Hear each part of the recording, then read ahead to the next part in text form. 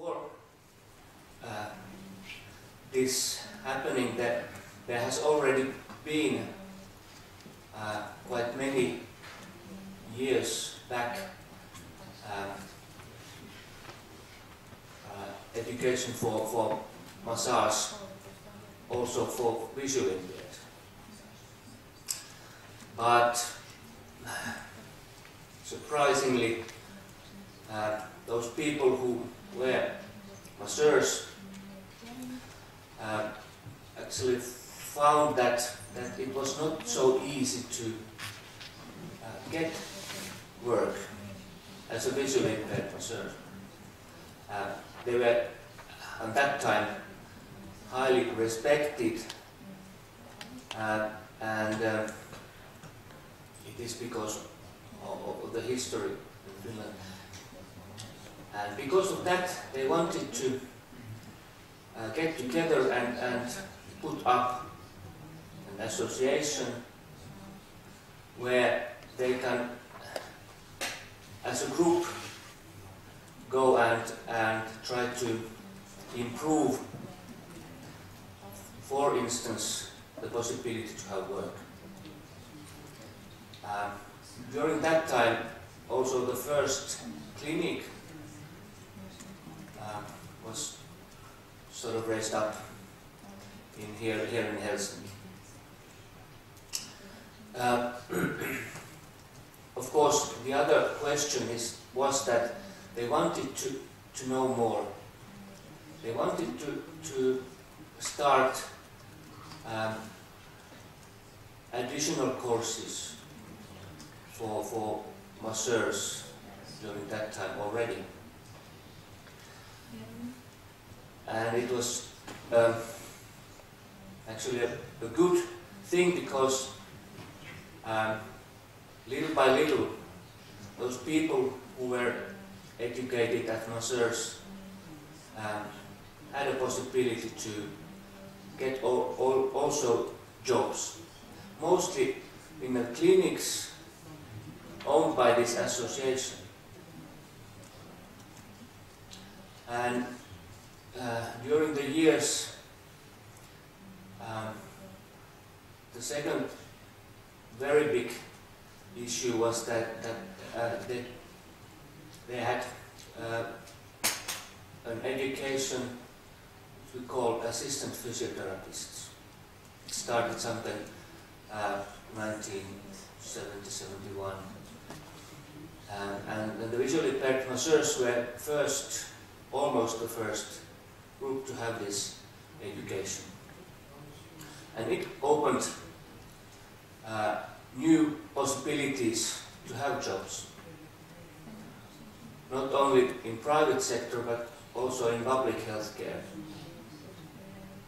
in hospitals and other places too.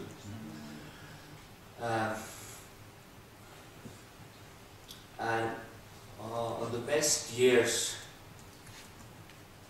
there was together two groups, same time, educating themselves first as masseurs and then immediately also as assistant physiotherapists. And this whole thing took 3 years.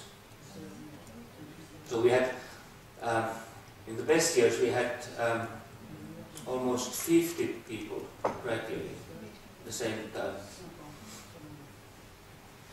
At the same time, also the association had more and more additional courses for these people, so that they could still keep up the good professional skills and learn more. It's, of course, mostly manual techniques, but other things too. And in the best years, we had almost 20 clinics all over Finland. But as you know, time changes. Nowadays we have only few clinics left. It's mostly because there has been other possibilities too for visually impaired to have a profession. In the old times, those possibilities were quite limited.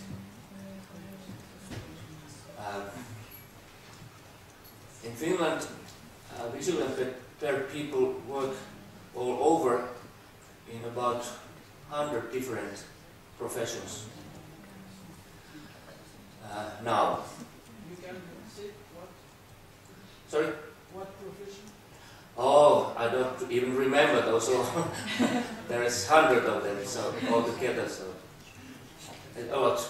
But still, this field of physiotherapy, massage and physiotherapy, is one of the best professions for visually impaired, and it still gives a better opportunity to have a job, at least in Finland.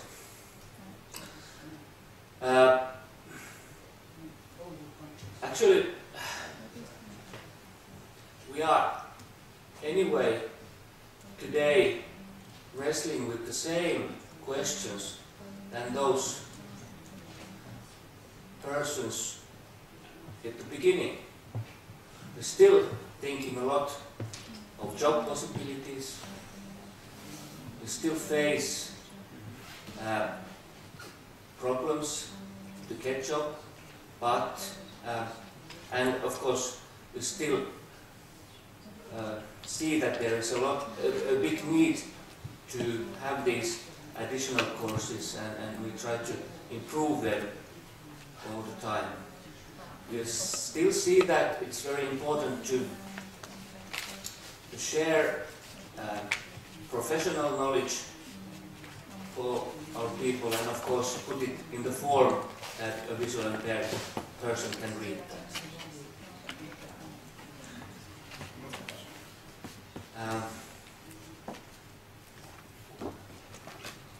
We have also what we call a chain, a group of visually impaired professionals who form a chain called Activo Physio.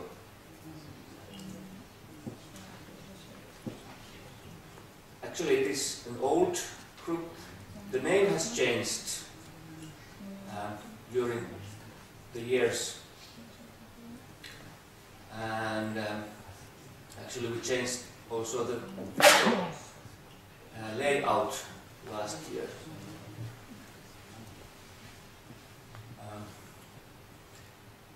The aim of this chain is to gather together those people who work mainly by themselves, and of course this way of going out from the clinics to their own premises is now more interesting than to just come to clinics or there.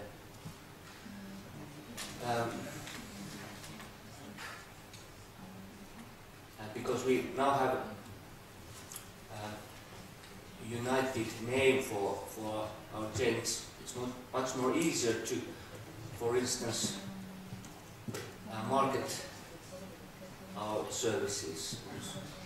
Do you have any questions so far before we go? Okay. Are there physiotherapists? Can you use the microphone? Here's a microphone. Sorry?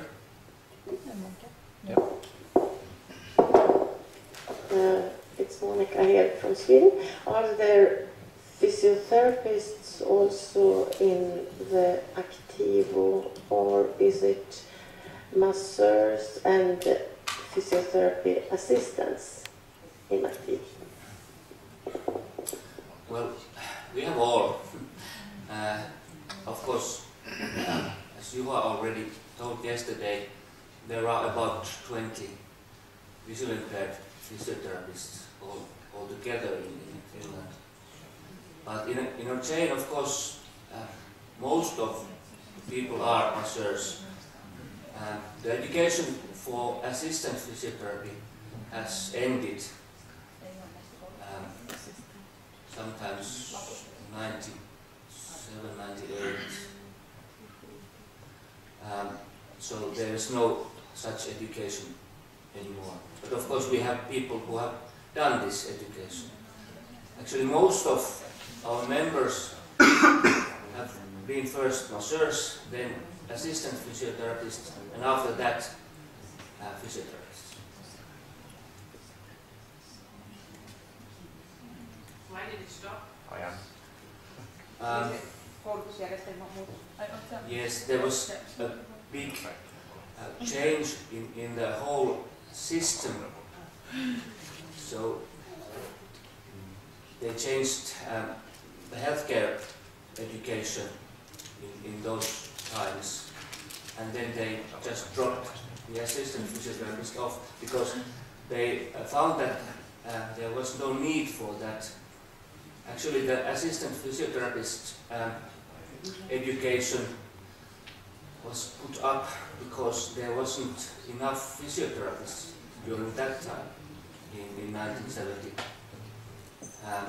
But when the physiotherapy education or people going there increased, then they thought that there is no need for this assistant physiotherapy. But for visually impaired, it was a very good education. And nowadays, as I perhaps mentioned sometimes,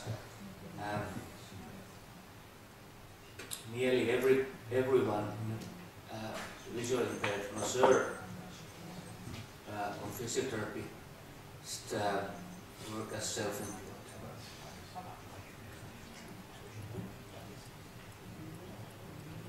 Before, say, George, if I'm wrong, but before the physiotherapist education was vocational studies, not like university studies like nowadays, or University of Applied Sciences studies. So you mean? Niin, että ne oli jo ammatillisia aikaisemmin enemmänkin tuo korkeakoulu. Yeah, siis physiotherapy. Niin, silloin aikaisemmin. Yes, Tony, let's check if I understood right. Yes, of course, nowadays, as we have discussed today, even the education for physiotherapists has changed more and more in scientific-based education. What it has been was more practical education.